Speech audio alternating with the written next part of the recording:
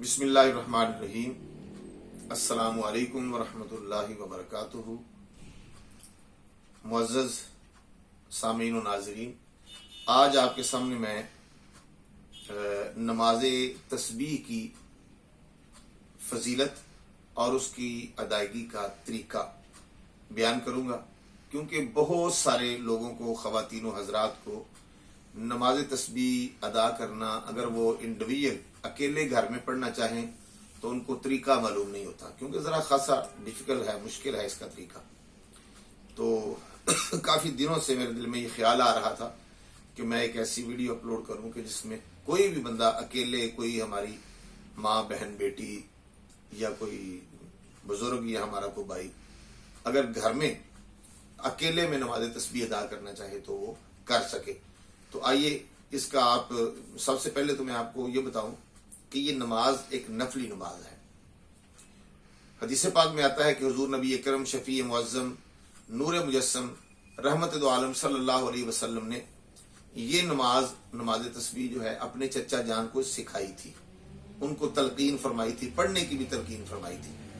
और हदीस के अल्फाज के मुताबिक नबी करीम अलैहिस्सलातु वस्सलाम ने अपने चचा जान हजरत अब्बास रजी अल्लाह तआला अन्हु को फरमाया कि ऐ मेरे चचा, मैं तुम्हें अता ना करूं, मैं तुम्हें दे ना दूं, मैं तुम्हें बख्श ना दूं।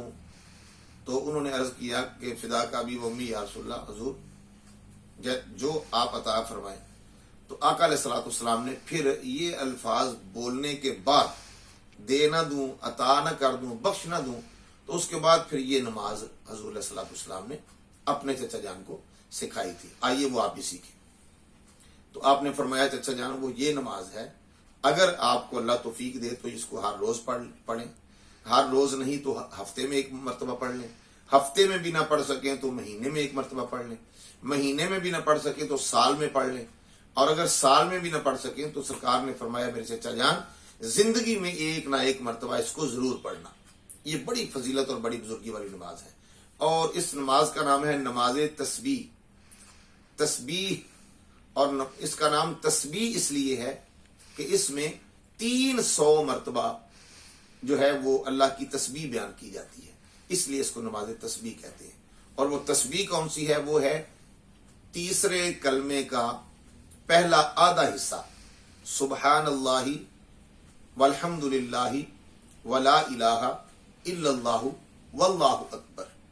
और ये जो कलमात हैं, इतना हिस्सा जो तीसरे कलमे का, इसकी भी बड़ी शान है, क्योंकि इसमें अल्लाह तबारक व तआला की 4 शानों का तज़किरा बंदा बार बार करता है। 300 मरतबा बंदा इस नमाज के अंदर ये कहता है, सुबहान अल्लाही, पाक है मेरा अल्लाह, वल्हम्दुलिल्लाही, तमाम तारीफें उसी के लिए हैं, वला इलाहा इल्लल्लाहु, और वो उसके सिवा कोई इलाह नहीं, इबादत के लायक नहीं, वल्लाहु अकबर, और अल्लाह बहुत बड़ा है।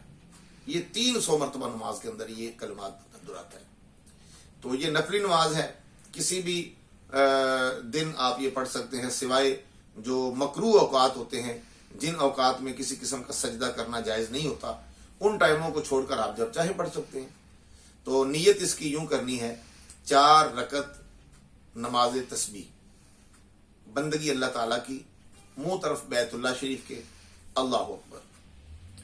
और सबसे पहले सना पढ़नी है, सुब्हानक अल्लाहुम्मा व बिहम्दिका व तबारक अस्मुका व तआला जद्दुका व ला इलाहा गैरुक। ये पढ़ने के बाद आपने 15 मरतबा ये तस्बीह पढ़नी है, ठीक है। 15 मरतबा तस्बीह पढ़ने के बाद फिर आपने सूरह फातिहा पढ़नी है और साथ कोई सूरत पढ़नी है, और उसके बाद फिर आपने 10 मरतबा ये तस्बीह पढ़नी है। फिर आपने रुकू में चले जाना है, 3 मरतबा आपने रुकू की जो तस्बीह है, सुबहान रब्बियल अज़ीम, सुबहान रब्बियल अज़ीम, सुबहान रब्बियल अज़ीम, पढ़ने के बाद फिर आपने 10 मरतबा जो है वो तस्बीह पढ़नी है। फिर आपने रुकू से जब उठना है तो आपने जब कौमा में खड़ा होना है तो उस जगह पर फिर आपने रब्बना लकल हम्द कह के फिर 10 मरतबा आपने तस्बीह पढ़नी है।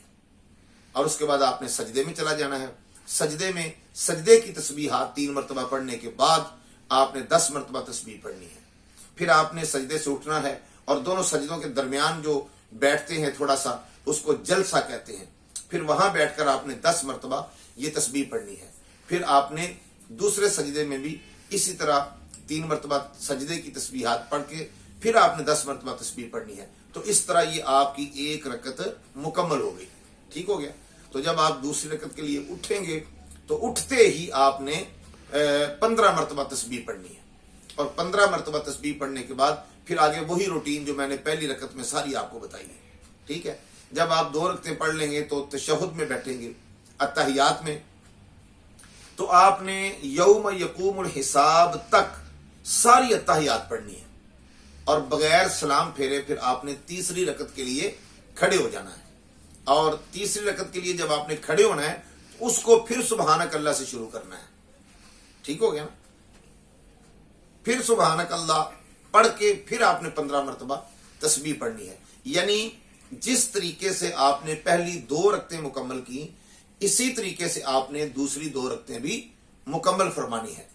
اور تسبیحات پڑھنے میں آپ نے جو تسبیحات کو گننا ہے یہ بھی ایک مسئلہ ہوتا ہے. تو آپ نے اس طرح, یہ میرے ہاتھوں کی طرف آپ دیکھ رہے ہیں, ایسے آپ نے ہاتھ باندھے ہوں گے, تو آپ یعنی کہ انگوٹھے کی طرف سے یا یہ چھوٹی انگلی کی طرف سے جیسے آپ ایک ایک تسبیح پڑھتے جائیں تو انگلی کو دباتے جائیں. ایسے ایک پڑھ لی تو انگلی دبا لی, پھر یہ پھر یہ پھر یہ پھر یہ, ایسے انگلیوں کو دبائیں گے. یعنی کہ جب 2 مرتبہ ساری انگلیاں ہو گئی تو 10 مرتبہ تسبیح ہو گئی. کیونکہ اس طرح ہاتھ چھوڑ کر تو آپ نہیں گنیں گے, نہ آپ کے ہاتھ میں کوئی ایسی دانوں والی تسبیح ہوگی. تو اس طرح گننا مکروہ ہے. تو اسی طرح آپ نے اس کو گننا ہے. اسی طرح رکوع میں ہوں گے تب بھی انگلیوں کو دبا دبا کے آپ نے, جب ادھر کی انگلیاں دبائیں گے 10 مرتبہ ہو جائے گی, ادھر کی یعنی کہ 5 مرتبہ ادھر اور 5 مرتبہ ادھر.